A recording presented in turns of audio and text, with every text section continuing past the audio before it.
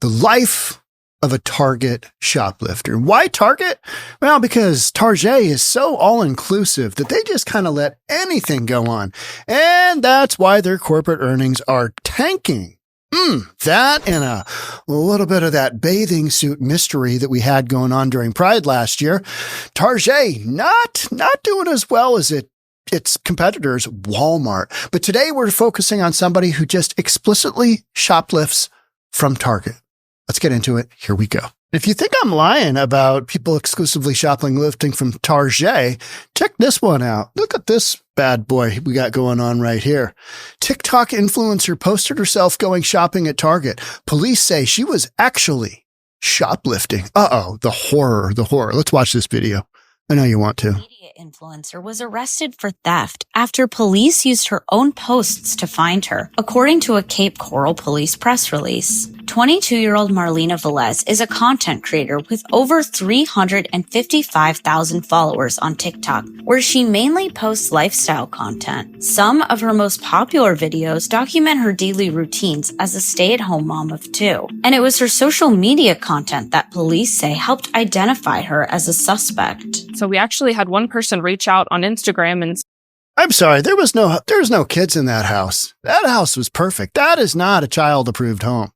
There's no kids there. I'm sorry. Hey, I want to remain anonymous, but here's their name and date of birth and their Instagram handle. So from there, we were able to look up her social media and even find on TikTok, she posted a video that day of herself going to Target, buying these items, and then taking them home with her. Everything was documented, even the outfit that she wore. It shows like her getting ready with the outfit and even her glasses, and all of that matches in the TikTok with the attempt to identify photo that we put out. Court documents show that Valz was arrested the day after police say Target reported the theft.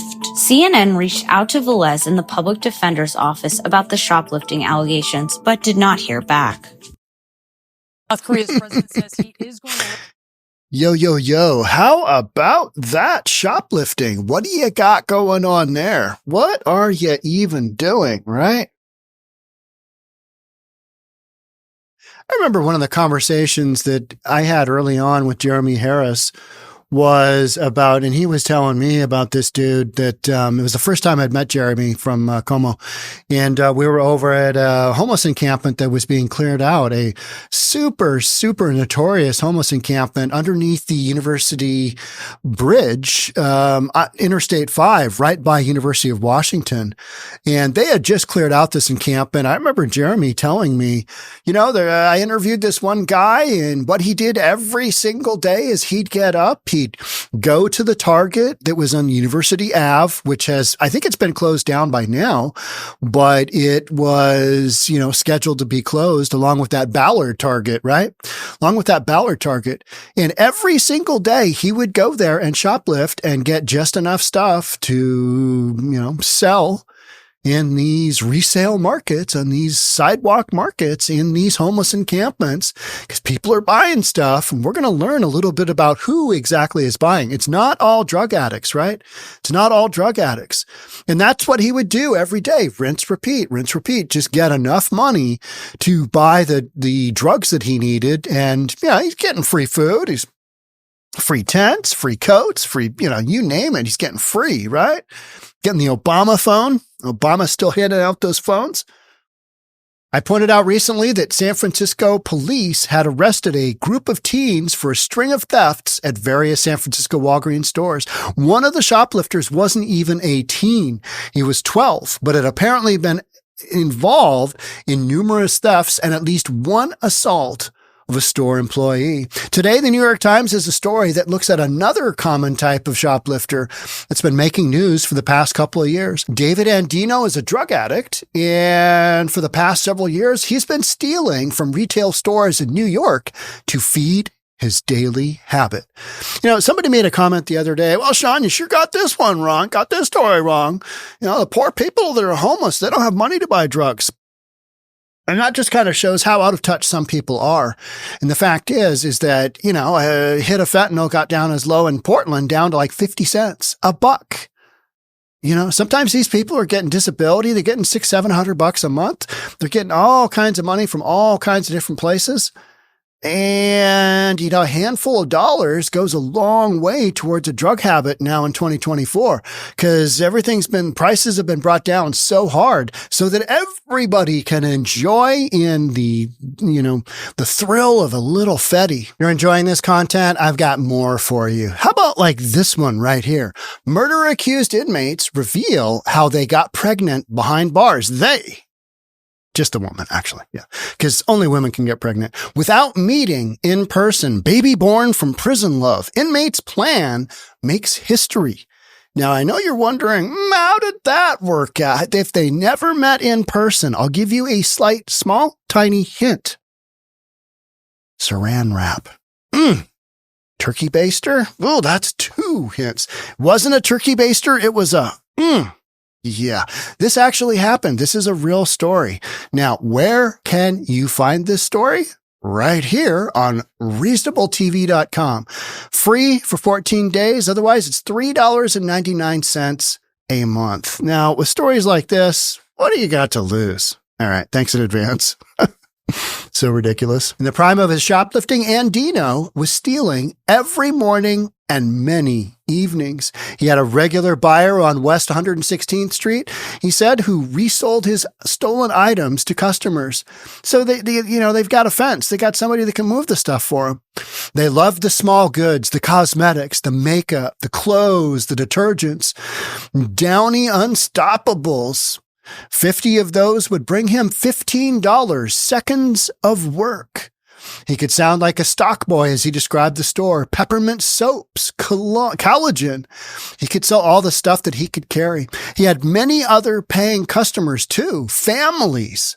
That's what I'm talking about, where it's not just drug addicts and it's not just criminals buying this stuff. People know, hey, you can get a good deal, and you will see families in the International District. You will see grandpa, you will see grandma within those communities going down and getting something super cheap.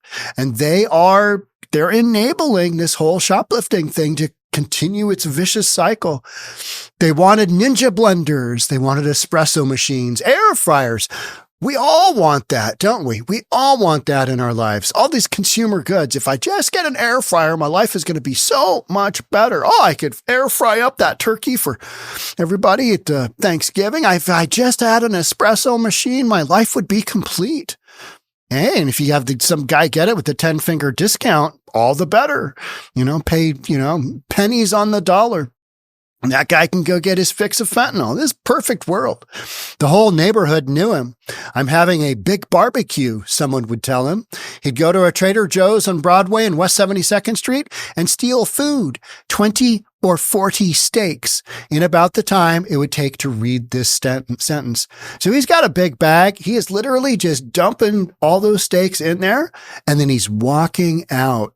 You've seen these folks. I've seen Jonathan Cho in the International District, 12th Avenue South and South Jackson Street. It's where he had that multiple stabbing a couple of weeks ago before Thanksgiving.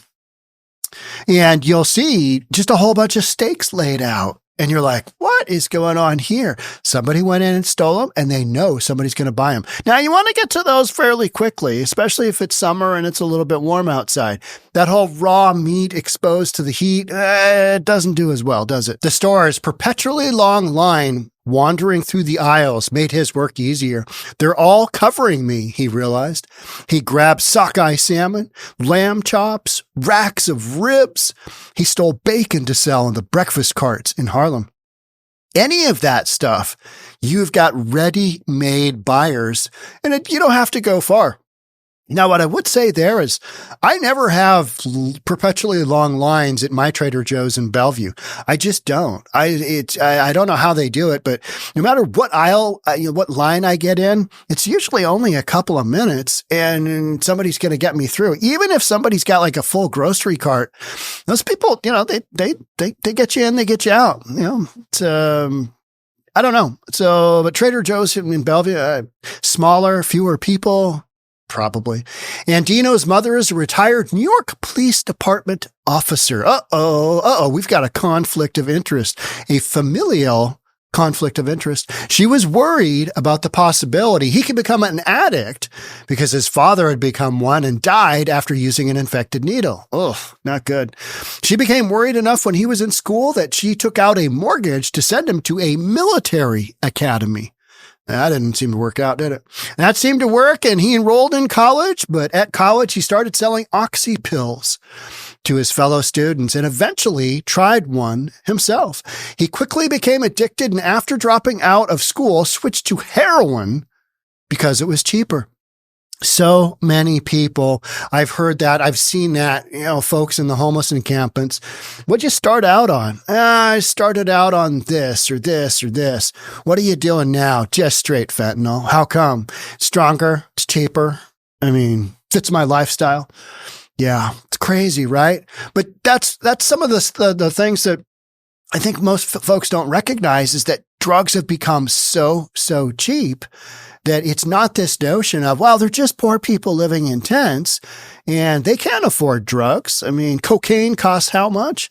We're not talking cocaine pricing. We're talking a couple of dollars goes a long way in today's drug addicted society on the streets. But when his mother found out about his habit, she kicked him out of the house, in part because he'd been stealing from her.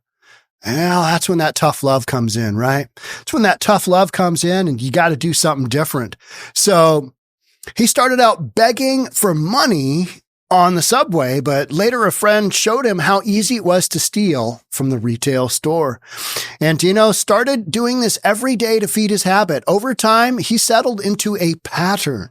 As you do. All right, I'm just going to get up, and in the morning, I'm going to steal from Trader Joe's, and in the afternoon, we go to Target.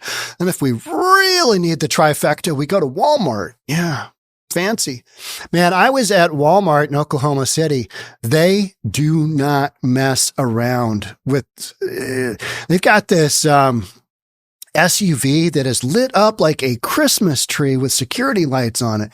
Just drives around the parking lot, just waiting for somebody to bust into a car or waiting for shoplifters to run out. But then they've got a whole bunch of people working on the inside of Walmart that are, basically going to tell you, yeah, no, shoplifting not accepted here. They got a lot of eyes on the prize. You know what I mean? They got a lot of security folks. Unlike here in Seattle, where it's like, well, if we just had more people, we'd have less shoplifters. Doesn't really work out like that, does it? No, it doesn't. So Target employees found him stealing and he would apologize. I'm sorry. I'm doing this. I'm sorry. Even as he kept loading his bag. And Tino learned quickly that guards weren't allowed to physically stop him, and it was against store policy. All of these criminals know that. And that's why you got to change up some of these laws that have been, discontinued or put on hold because of racism. Yeah. How is that working out for you? You need to start arresting some people and throwing them in jail and incarcerating them. Because otherwise, what's the point of having shoplifting laws on the books? It makes no sense, does it? The security guards began to recognize him. Uh-oh. You got a minute and a half, one guard told him one day, as if daring him. And after a minute and a half, what's going to happen? Nothing, because their corporate policy is just let him go. Just let him go. Nothing good ever happens from chasing somebody down. Sometimes Andino spoke back. You do what you do, and I'll do what I do, and we'll see what happens. Ugh. Sounds terrible. It's not like it's your stuff. I'm not going to your house and stealing from you. That, my friends, is called justification. That is a criminal justifying his actions. And you know what he should get for that? Jail time. Yeah, jail time. At some point, Andino said that people just like him were having an impact on the store's bottom line. What? You mean when you rob the store blind and their profits go down? Things don't work out? I don't, what do you mean? What do you mean? Socialism is great. It's great for those who don't work, right? Some stores were shutting down locations, and those that had remained open began putting their merchandise behind plastic shelving to prevent shoplifting. See it in Seattle all the time, and it's so annoying. I just want to get a toothbrush. Oh, yeah, can't. It's locked up. I got to hit the button. I got to call the guy. And the Target on University Ave in the U District, I did hit the button and somebody was there, Johnny on the spot. It was weird. It's like, oh, you're here already? Okay. All right. Yeah, I just need to get that right there. Need to get that. And Dino's Target got a new manager who made arresting him a goal. Good. I'm happy. I mean, that's what should happen. You get your ass arrested and you go do some time. But that's not what we're doing in 2024. It's not what we've been doing since 2019. And then that whole 2020 thing. Oh, yeah, racism if you arrest somebody. By keeping track of what he stole until it added up to $1,000 is what the Target new manager made a goal of. Police would be able to charge him with a felony instead of another misdemeanor he could ignore. Misdemeanors, even if you get a whole bunch of them, it just seems like judges are like, it's a misdemeanor. It's not a big deal. Just get out there, Tiger, and give us a strong felony effort. On the day he crossed that line, police were waiting inside the store for him. Sounds like they just got tired of this, bum, this drugged out bum doing his thing. And you know what? Just because it's not somebody's personal goods that are being stolen, they're still stealing from you because the stores are going to raise their prices. Cost to you as the consumer go up. So Johnny Knucklehead here, and Dino, I think is his, Christian name. He's stealing from you. He is literally stealing from you. So these people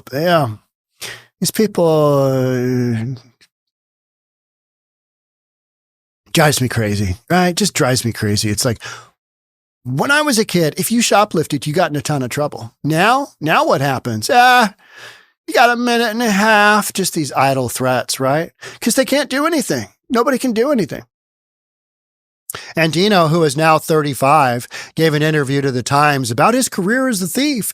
I'm sure he didn't lie in that at all. He said the only way to stop people like him was to get them off of drugs. Well, it's probably the first thing I've believed about that he said in this article. Because you know what drug addicts do and shoplifters do? They lie. They lie about everything so they can keep doing what they're doing. But his own efforts to do that don't sound very solid. The author is questioning Mr. Andino and his motivations. I want to go into a program, he said, but I'm not going to lie.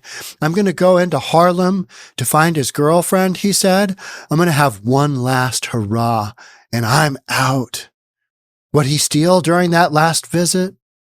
If I have to, he said. This is somebody who isn't serious about getting sober yet. They're not going to do it. They always say, oh yeah, I want to get help. Oh man, I want to get help.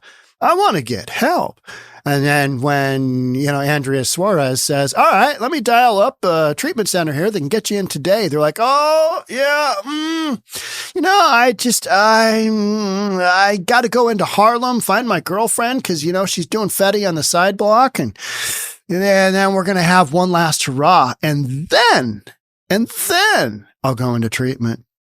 So long as we let addicts choose to live this way, we'll have a small array of retail thieves looking to feed their habits and stores full of merchandise locked up behind plastic.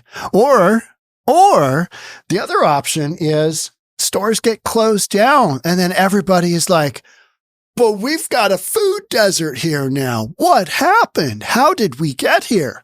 Because all of these jokers, all of these knuckleheads that you allowed to steal from your community, they caused that to happen. Corporate Target, corporate Walmart, corporate whomever, grocery store, looked at the bottom line and said, hey, how many stealing incidents do we have at this store this year? How about that one up the block? Do they have more or less? Or they've got less and their profit's about the same? And we didn't have any incidents up there of people, going head to head with shoplifter, with security guard. We didn't have any of those. People were more safe up there. All right. Well, we got to make a choice. We got to get rid of one of these stores. Which one's it going to be? It's going to be the one where you've got the most safety issues. It's the one that's going to be the most shoplifting incidents. Plain and simple. These are not hard facts to confirm. And even like in Target in Seattle, it's not necessarily the store with the most shoplifting incidences, period.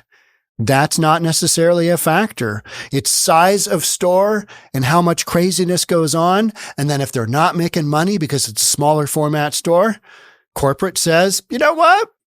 Due to safety factors, and we want to make sure that our managers, our customers, our vendors, our employees, we want to make sure that they're all, have a certain amount of safety involved with their jobs. And at this particular store, we can't do that. Therefore, really sad to do this to you, but we're going to have to close this store in your community. But join us online, Target.com, or at one of our many other stores, not necessarily in your community, but just outside the shoplifting zone. Join us there. You see it time and time again. And you've seen so many stores close down since the pandemic, because after the pandemic, it was just a free-for-all of shoplifting, because you know what? Arresting people and holding them accountable was considered to be racist.